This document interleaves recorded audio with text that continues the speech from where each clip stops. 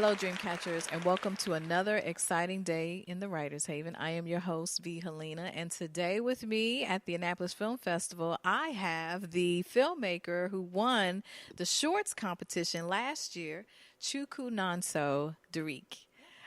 Perfect. Who's with me to talk about her film, The Bride Price.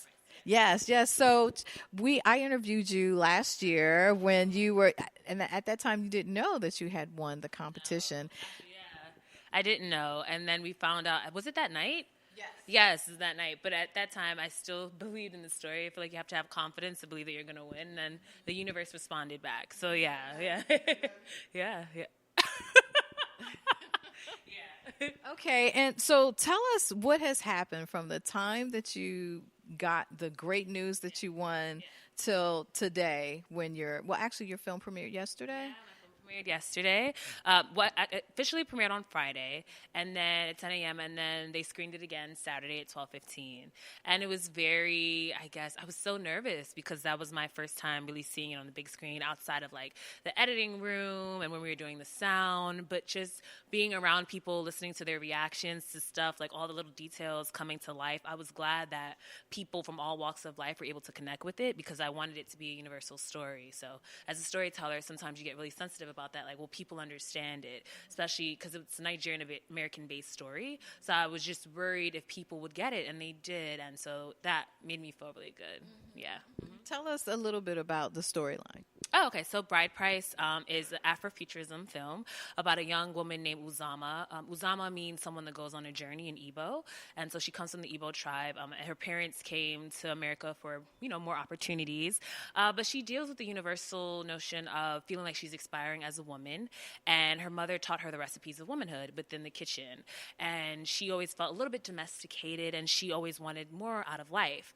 But so one day she goes on a journey to the African grocery store, and she's propelled into the future, and she has a traditional Igbo wedding, and she figures out her worth, and her inner fears and challenges are personified and projected in the grocery store, and she feels like her life is parallel to the canned good items that are expiring on the shelf. And interesting enough, within the Nigerian community, we had bride prices, and it's basically saying if a girl does this, this, and this, then she is of value, and she's worth this, and there's certain things that she does that may depreciate her value. But the thing that's unfortunate is getting older also depreciates your value, and that's something that you don't have control over. So I wanted to show that she deals with the concept of mortality and immortality at the same time, and it's hard for her to decipher and go through that. So her literally going down the aisle in life and getting married going down the aisle, I thought it was beautiful that the two things were able to get married on screen. So yeah, the film had a lot of layers, so I was glad that, within 10 minutes I wanted to make sure people could get all of it, and it would still meet them at a place where they were comfortable with. So yeah. What were some of the challenges that you faced in making the film? Well, for one thing, I shot in a real African grocery store, so that was really hard. I had a big crew and a big cast, so it was really hard. And bless my uncle, we shot in Maryland. We wanted to show that films could be made in Maryland, and so he has a grocery store called Iroko Foods in Beltsville, Maryland, and we shot there. Yeah, and it was really nice. But the thing was, we could only shoot when the store was closed.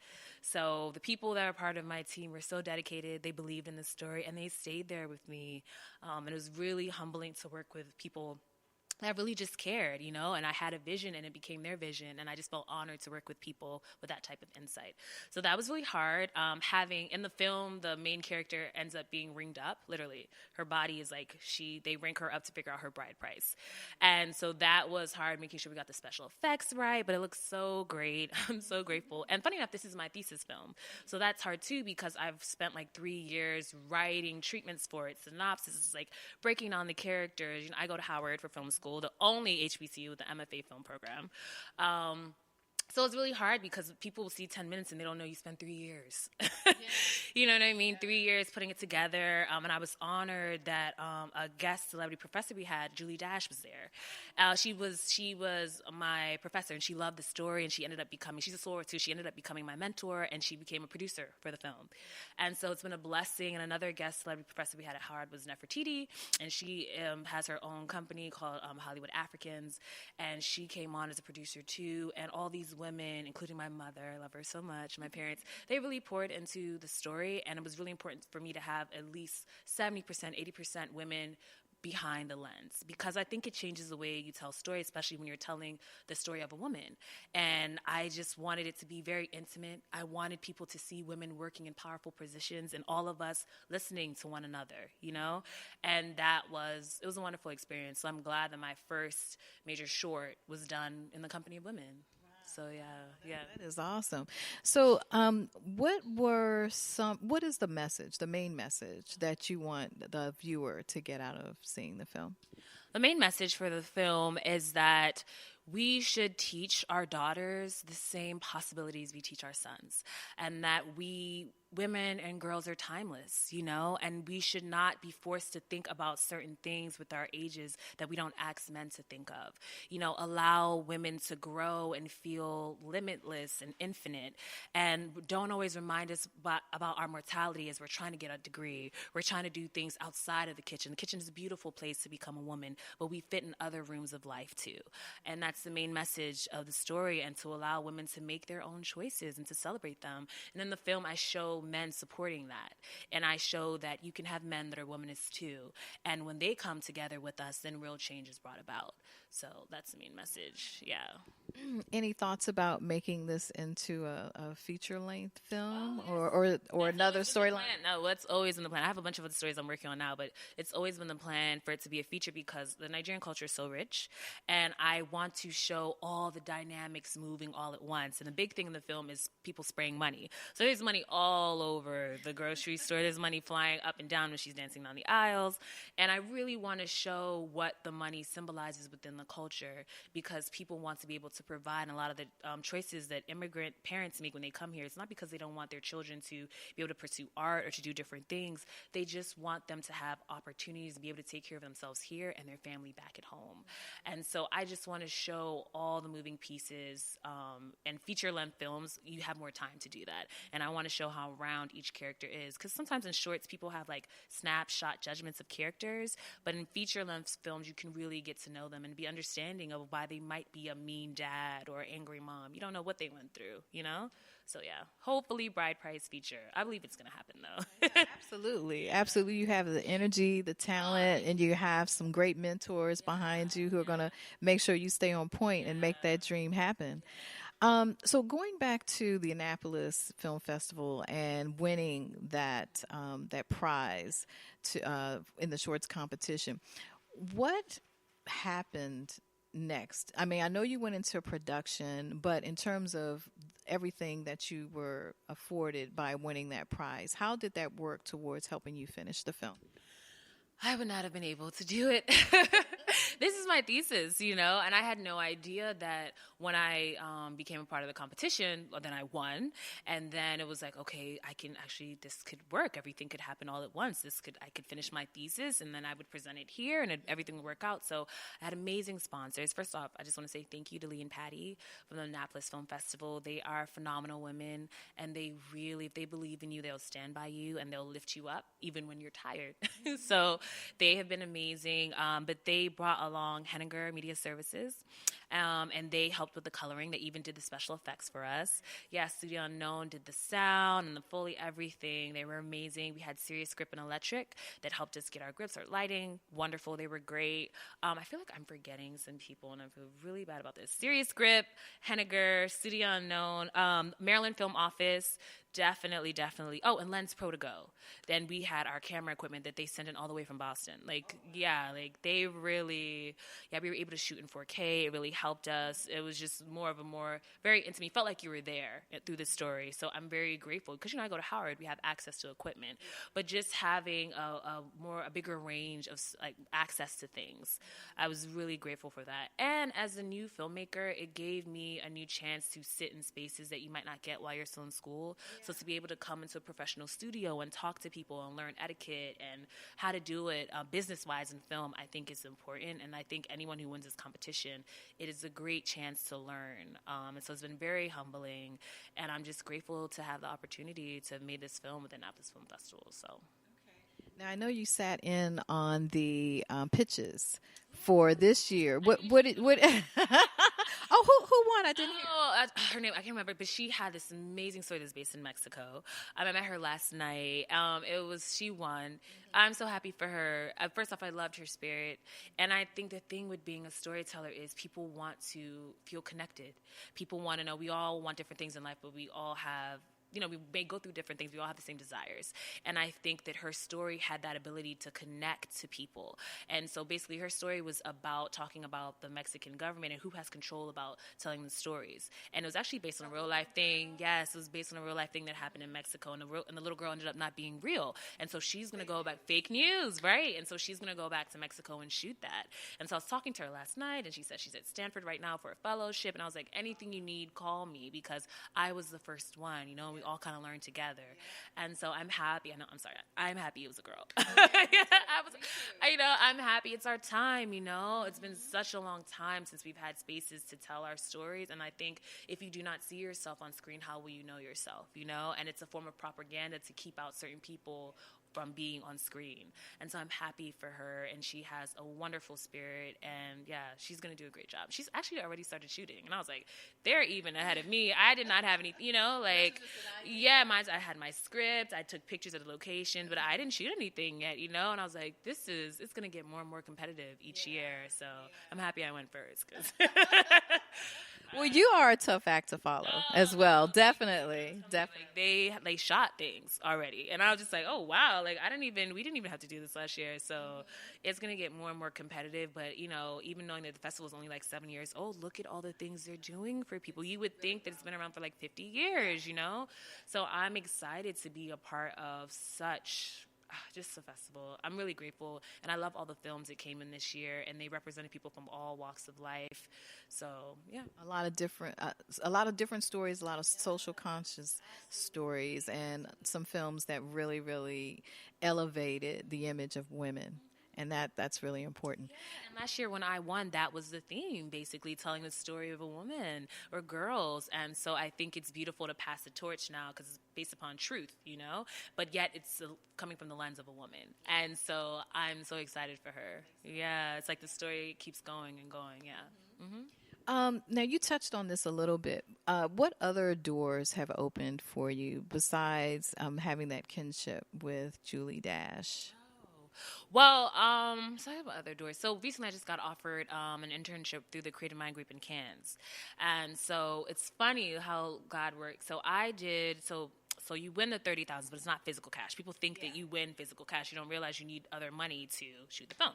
So I did a Seed and Spark campaign. I wrote this whole script. It was like a short documentary. And the documentary is basically I curated questions, and I brought in actors and some real life people to answer questions all age-based. And I called it Age. And it was like, how old are you? How old were you the first time someone said you need to get married? And I'd put men and women from all walks of life. And I used that in the Horizon Awards. Even though I used it for the Seed and Spark, I used that same short. You had to submit something for the Horizon Awards for Sundance, and you had to submit a 2-minute video. And I was like, I don't have any 2-minute films. But then I was like, let me just send this. And so I sent it. So I thought that I didn't win. Then I got an email like a couple weeks ago, and they're like, hey, it's a semifinalist. We want to offer you a scholarship to go to Cannes. And I was just like, oh my goodness, are you serious? Like, you know what I mean? But that was just me really caring about my story and then thinking about other creative ways to get people to understand the concept of bride price, But I always say that, like, it's not about how much you have, but what you do with what you have.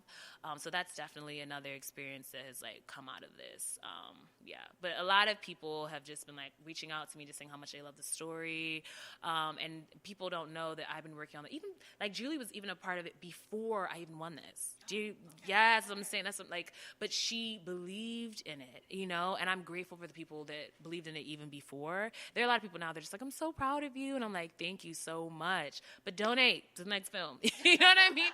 Because we need support. And another thing came out, I was able to start my own production company. It's called Dereke Production. I was waiting for that because I actually saw that as part of the trailer that you had started. Yeah. I started my own production company with my family, and I'm really proud of it because I actually shot an episodic even before this, and I just submitted that that for some festivals. And so I have a lot of work that I plan on putting out there. And so I'm grateful. I graduate this May. I cannot wait. There's just been a lot of people that have been behind me, but I will say this. Going to Howard University was one of the best decisions I ever made in my life. I was able to be a Sundance Fellow through BET and Black House, just to meet so many people and people who genuinely cared about my future and making sure that they would see more people like me in the future has been a blessing. Yeah. And so it's just meeting Lee and Patty from the Annapolis Film Festival, just like, wow, like all these things are happening one by one. Because I found out about it through the Women in Film. They had, Women in Film. They had the movie. Yeah, I found out about it here. They had it on the list. They have a listicle they sent out via email, and they put the Annapolis Film Festival competition, and I happened to join. You see what I mean? And so then I was like, oh, okay. And it was their first year. I was like, okay, I'm going to apply. And then I ended up winning. And so it's like you just never know where your blessing is, but I think it's important to be prepared for your blessing. So before that, I was already working on my script. I was already working on my idea. But, 3 years later, we're here. You're amazing. You're absolutely amazing. What advice would you give to filmmakers that are looking to reach the heights that you have been able to mount, and then specifically to women filmmakers? I would say don't give up on yourself. No matter what anybody's telling you, no matter if they're saying, well, what are you going to do with this? Well, where are you going to work?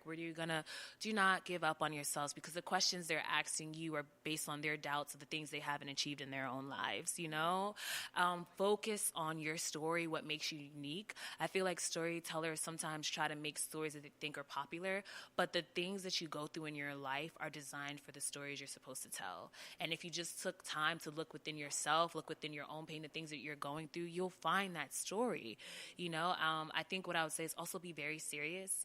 People think that if you're not becoming a doctor, then your craft is not serious. They don't know how hard, especially as an artist, you have to work just to reach a certain level of, respect, So I would tell them, really work hard. There are going to be nights where you're just going to be at home. You can't make it to that party, but in the end, you'll have a product that you're really proud of. But just do not give up on yourself. Find people around you that can mentor you, and then just find friends who pray for you. Genuinely, take care of yourself, drink water, eat healthy, keep a balanced mind, and breathe. And everything is going to work out. You're not in competition with anyone.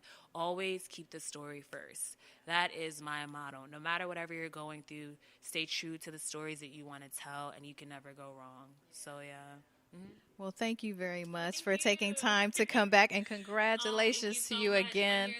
Oh, yeah, but definitely worth the wait. And thank you, Dreamcatchers, for tuning in, and we will see you next time. And until then, catch fire on purpose.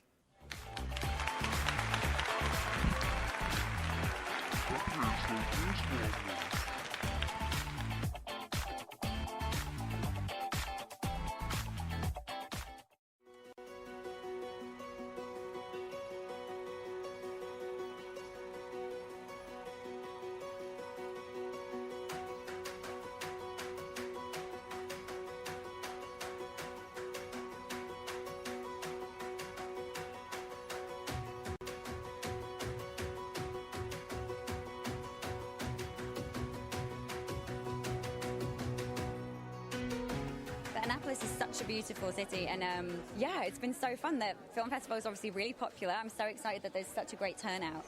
I'm looking forward to tonight.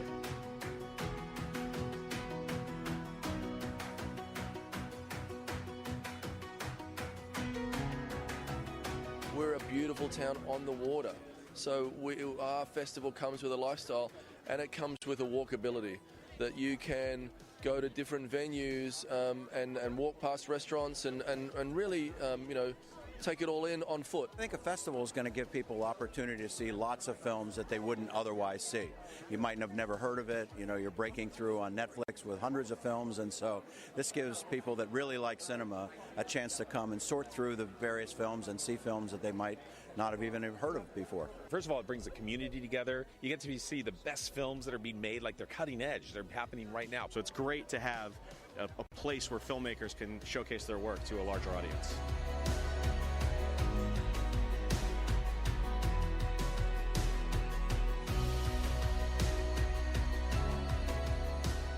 so it's very exciting to come to Annapolis and do a Q&A and get to have that conversation, because ultimately I think that's why we were interested in making the movie, was to begin a conversation. And I think that going to different festivals and seeing the excitement that people have for film and for storytelling and storytellers, I think is so important. Storytelling is something that just we as humans have done for, millions of years, and more stories need to get out there.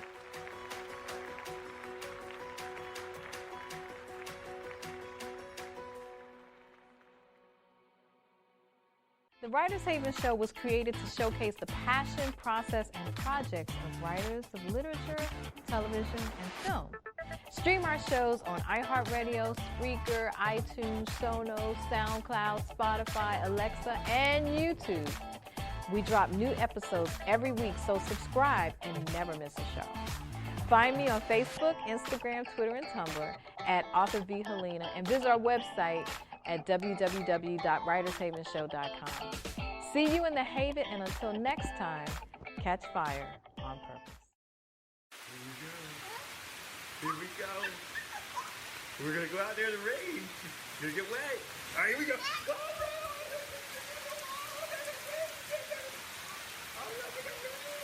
Okay,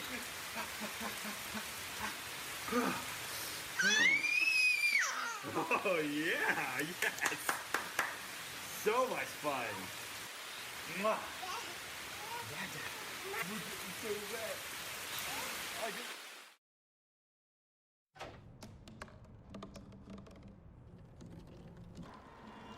Everybody has a dream.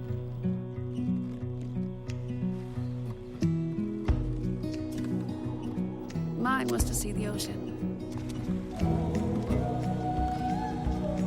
And with a little help,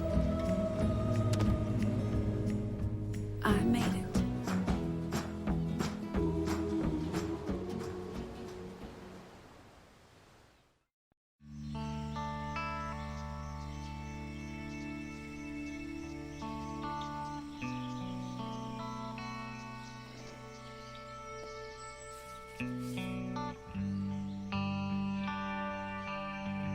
This is the moment I knew. His future had no boundaries.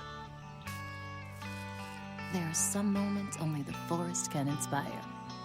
Find yours at discovertheforest.org. Hey, you. Yeah, you. Getting that college education. What are you gonna do? Graduate and take some office job? Be like everybody else? Or will you dare do something different? Like, be a teacher. You could be my teacher. You got the skills, the smarts. Yes, you. You could be the teacher I never forget. That'd be cool. Does that corporate job even have recess? What are you gonna make of yourself? What are you gonna make of me?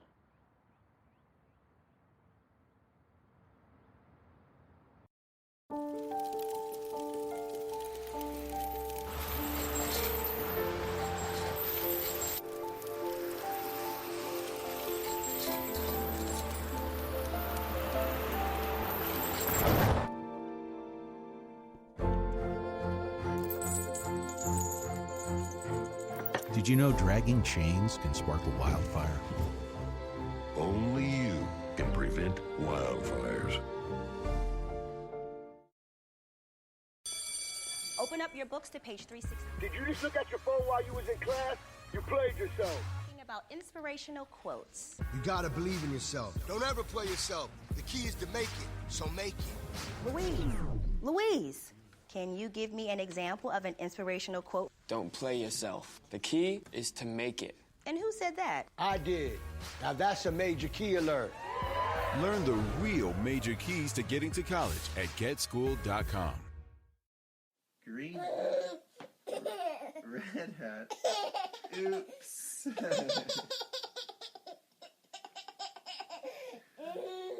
Red shirt. Blue shirt. Yellow shirt. Oops. Yellow pants. Red pants. Green pants. Oops.